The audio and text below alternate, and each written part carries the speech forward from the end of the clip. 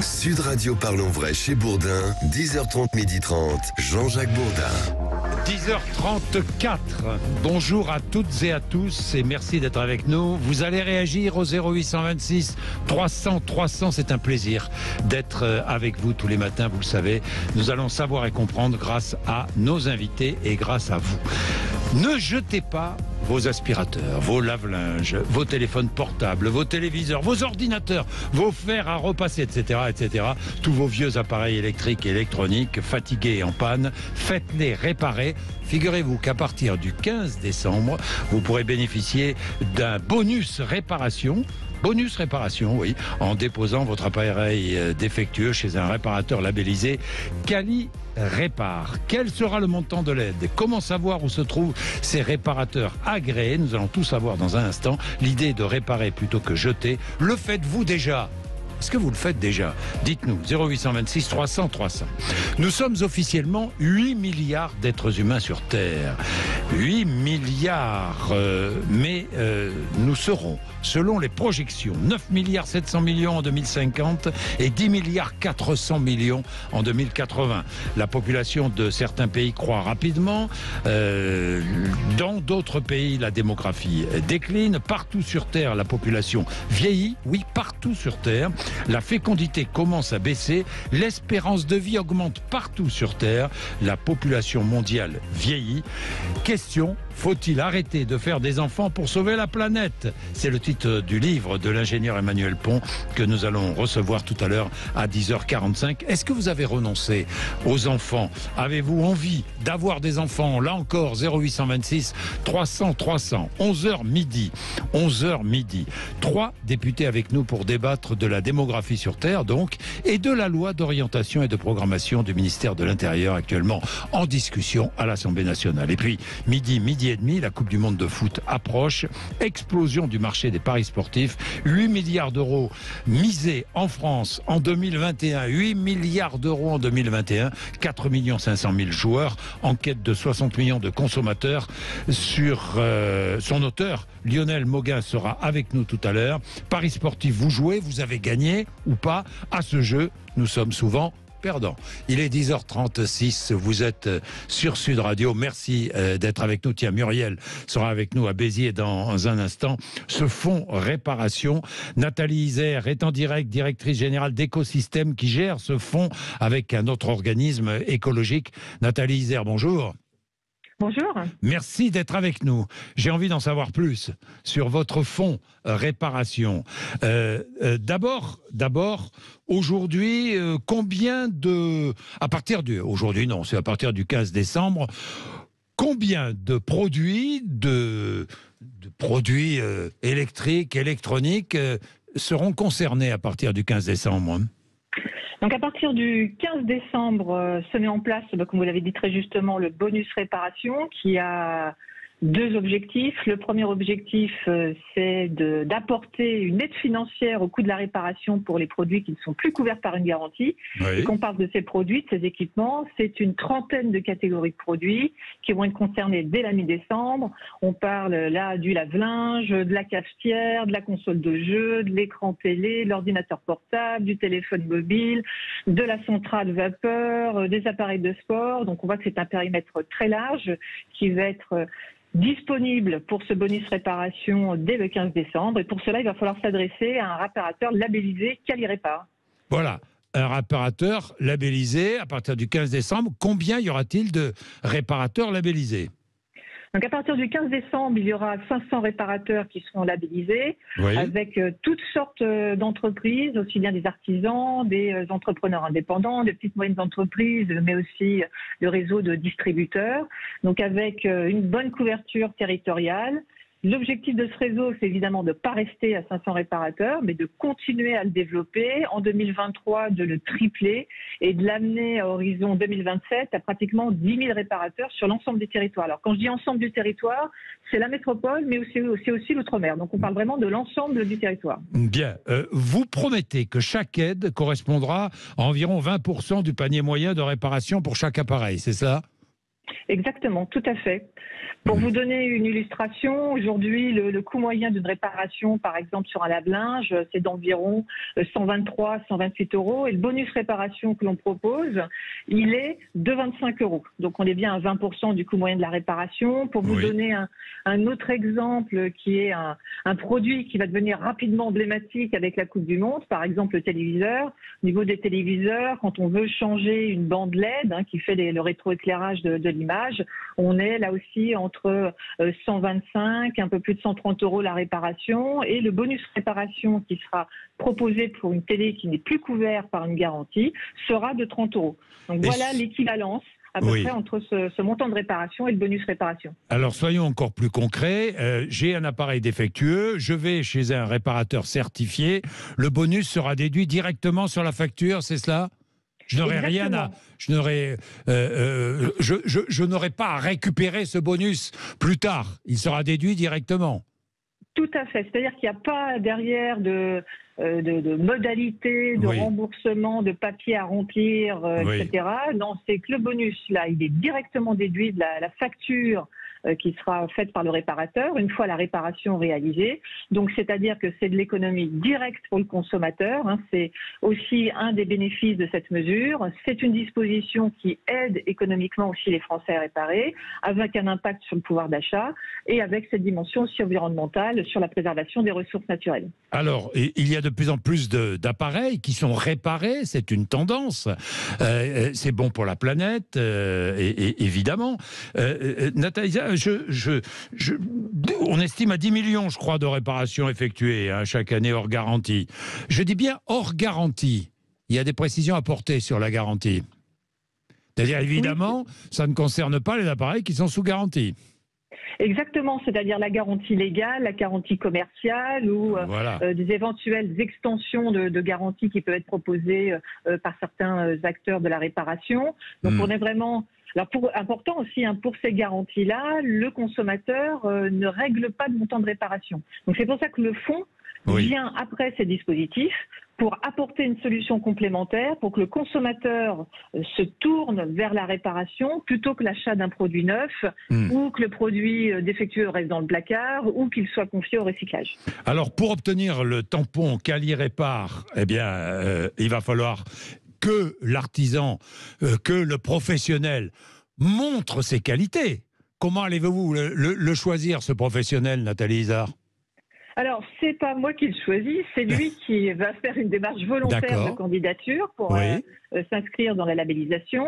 Il va déposer un dossier dont on va confier l'analyse à un organisme indépendant qui va vérifier les compétences professionnelles du réparateur. Ça, c'est très important parce que quand on interroge les Français, ils ont besoin d'être rassurés sur cette dimension-là. On a un bon maillage de réparateurs professionnels en France. 20 000 réparateurs français. Exactement. On manipule dans le cadre de la réparation des produits électriques. Donc ça veut dire qu'il y a aussi un enjeu de sécurité associé à la réparation de ces produits. Il est, par exemple, pour les réfrigérateurs, nécessaire d'avoir des qualifications professionnelles parce que le réparateur va manipuler, le cas échéant, des fluides frigorigènes. Donc le label Quali-Répar va vérifier ses compétences professionnelles, va vérifier également que le réparateur garantit bien la réparation qu'il réalise, qu'il affiche de manière tout à fait transparente ses tarifs de prestation. Donc le label Quali-Répar va envoyer un signal fort au consommateur en lui disant, voilà, il y a ici un professionnel à qui confier ses produits en toute confiance. 500 réparateurs agréés, dans un premier temps, c'est peu, mais ça montera en puissance. D'où vient l'argent du fonds ? Alors l'argent du fonds, il est financé, c'est un financement qui vient des fabricants d'équipements électriques et électroniques, donc notamment au travers des éco-participations qu'ils réversent aux éco-organismes, notamment comme écosystème. Donc, ce sont bien les fabricants qui prennent en charge ce fonds réparation. Bien, Muriel est avec nous. Muriel est à Béziers dans l'Hérault. Bonjour Muriel. Bonjour Jean-Jacques, et puis bonjour aux auditeurs et à madame. Voilà. Muriel, que pensez-vous de cette idée de réparer plutôt que d'acheter neuf ? Oui, dans le principe, c'est très bien, seulement madame oublie une chose. Moi, ça m'est arrivé sur un téléviseur qui avait 4 ans, donc qui n'était pas vieux, voilà. Et du jour au lendemain, j'avais le son, j'avais plus d'image, plus rien, donc Comme elle n'était pas sous garantie, j'ai repris mon téléviseur, je l'ai porté là où je l'avais acheté, je ne citerai pas le nom du magasin, et on me dit, on va vous faire un devis, 50 €, si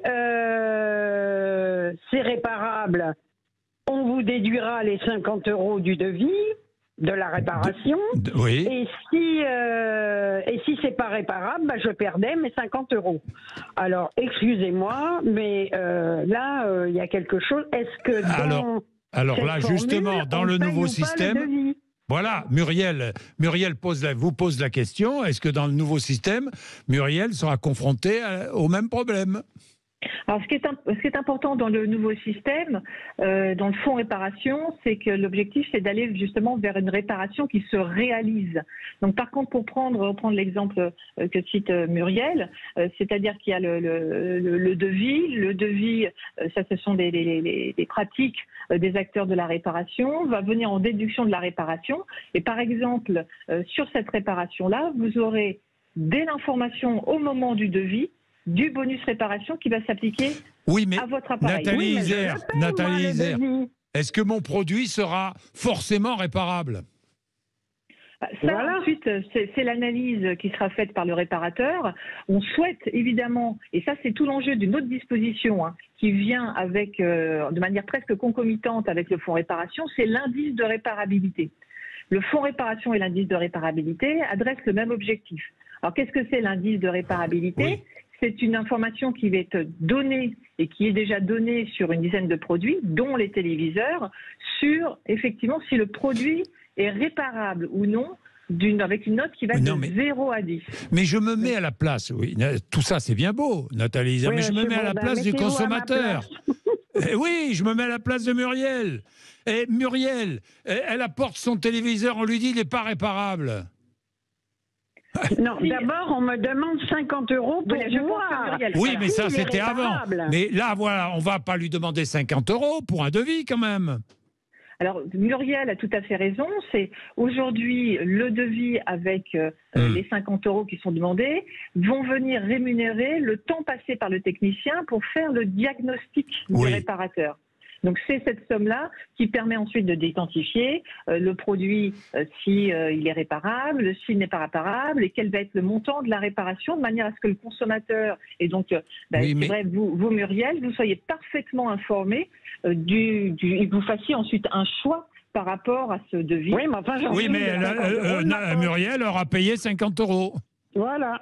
Moi, ce que je souhaite, c'est que la réparation se déroule, c'est-à-dire que le produit vous soit réparé, que les 50 € soient déduits de devis, que vous bénéficiez du bonus réparation qui va venir déduire 30 € du montant de la réparation et que, du coup, vous continuez à profiter de votre équipement. Oui, mais Nathalie Isère, si j'ai bien compris, il y aura toujours un devis, la nécessité d'un devis. Exactement. Et ça, c'est le consommateur qui paie. Ben oui.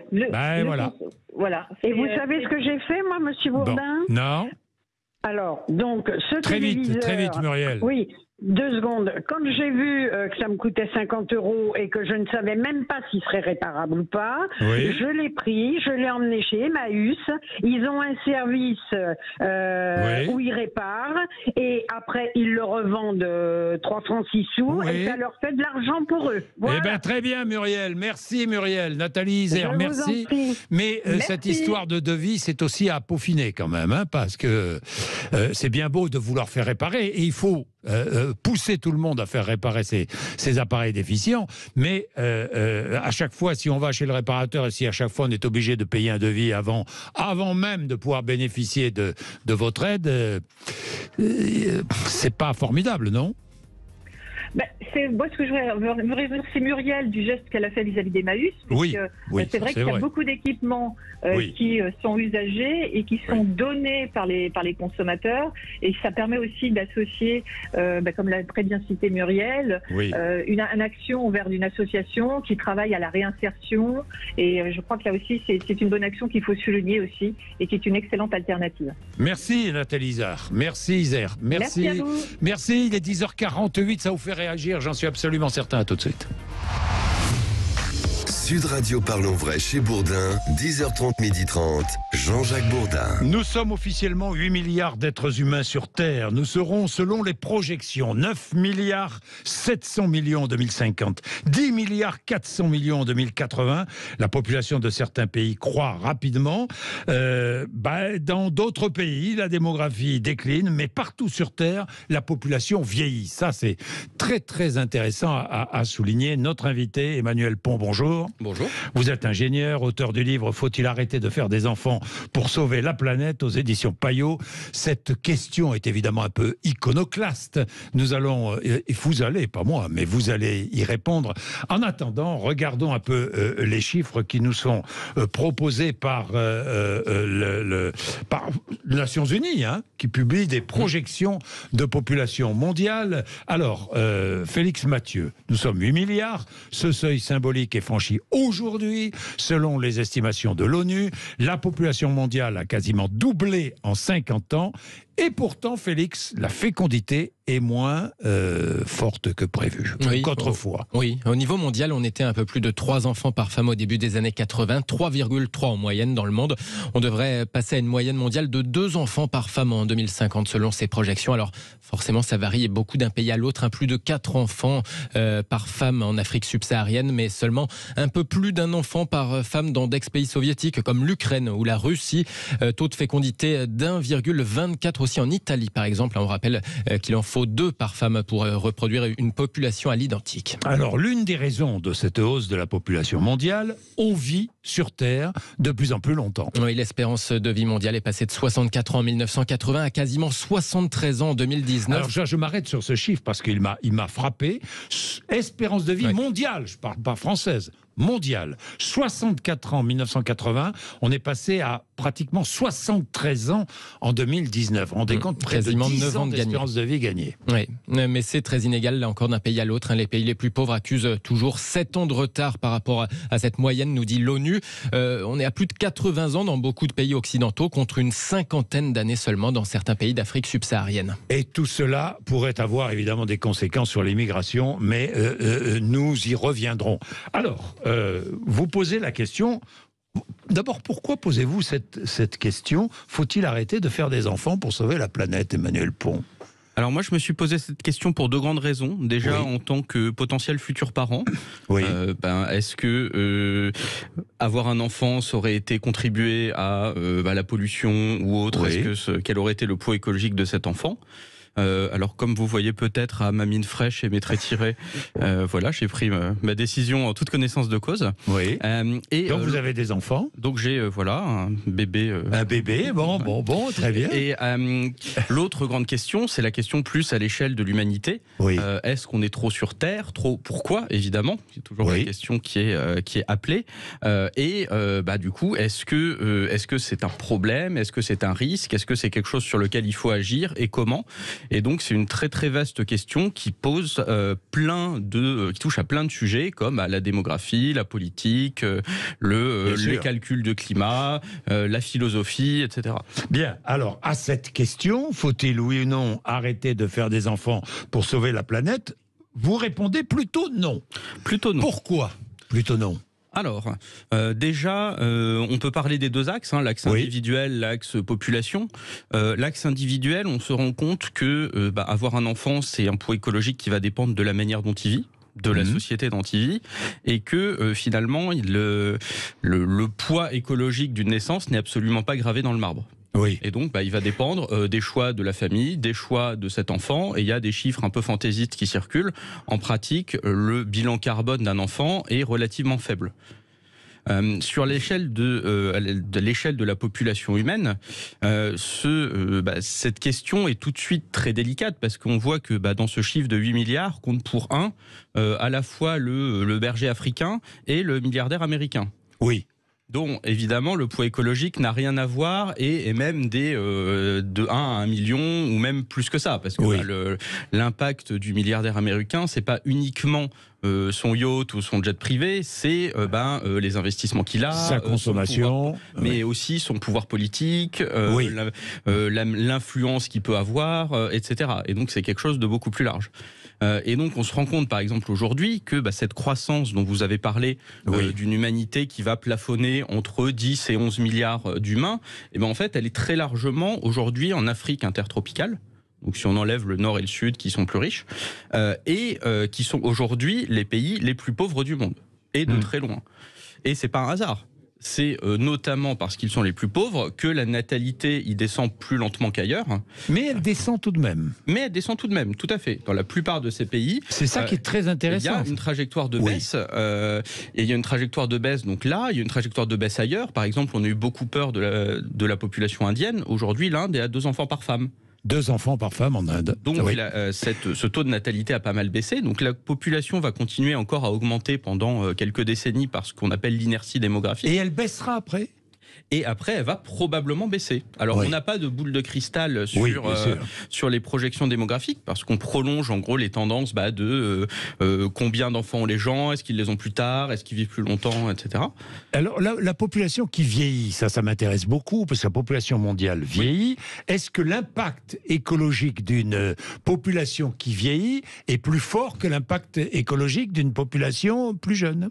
Alors, aujourd'hui, quand on regarde par exemple la distribution du poids écologique par âge, on se rend compte que ce sont les plus âgés qui polluent de loin le plus. Le plus, oui. Et c'est pas lié à leur âge, c'est lié à leur revenu. Oui, bien sûr. C'est lié à leur mode de vie.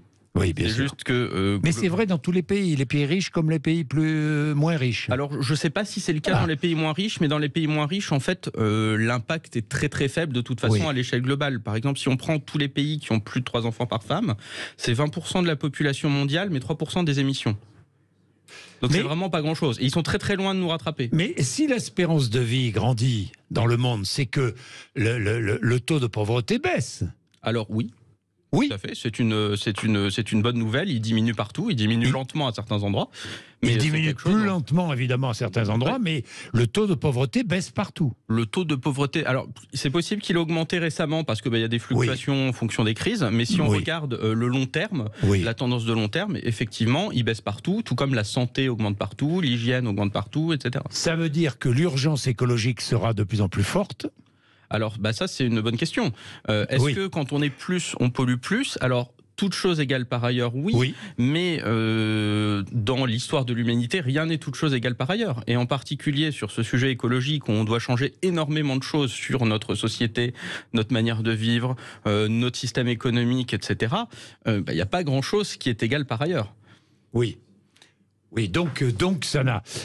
C'est le vieillissement de la population, l'espérance de vie qui grandit, c'est bon pour nous, mais c'est pas mauvais pour la planète. Alors je pense que ce n'est pas forcément mauvais pour la planète et qu'il faut de toute façon éviter, on va dire, d'instrumentaliser ces choses. C'est une bonne nouvelle que les gens vivent plus longtemps, qu'ils vivent plus longtemps, meilleure santé, etc. Et de toute façon, on devra, l'ensemble de la société, les plus âgés comme les autres, atteindre un monde plus soutenable, quel que soit l'âge, la population ou autre. Oui, c'est inéluctable de toute manière. C'est inéluctable. Pas si c'est inéluctable, mais c'est parce que ça peut plus ou moins bien se passer, être plus ou moins bien contraint. Oui, mais bien sûr. Moins contraint, donc dans l'idéal, on le fait consciemment, c'est-à-dire en partageant, en choisissant les bons moyens, en aidant les plus pauvres, à l'échelle nationale, à l'échelle internationale. Et c'est là que sont les grands défis et l'injustice aussi de ce sujet. On a vu donc ces pays pauvres qui ont une forte natalité, c'est aussi les principales victimes du réchauffement climatique dont ils ne sont absolument pas responsables. Oui, évidemment. Merci Emmanuel Pons d'être venu nous voir, ingénieur, auteur du livre « Faut-il arrêter de faire des enfants pour sauver la planète ?» La démographie vous passionne. Demain, nous aurons un débat entre 11h et midi sur la démographie. D'ailleurs, Emmanuel Pons, si vous voulez y participer, vous êtes le bienvenu. Pendant 1 heure, nous allons parler de démographie parce que ça me passionne. Je pense que ça passionne les auditeurs. Et je vous pose une question, la question, est vous renoncez à faire des enfants pour des raisons climatiques. Dites-nous, allez-y, 0826 300 300, merci. Vous êtes sur Sud Radio.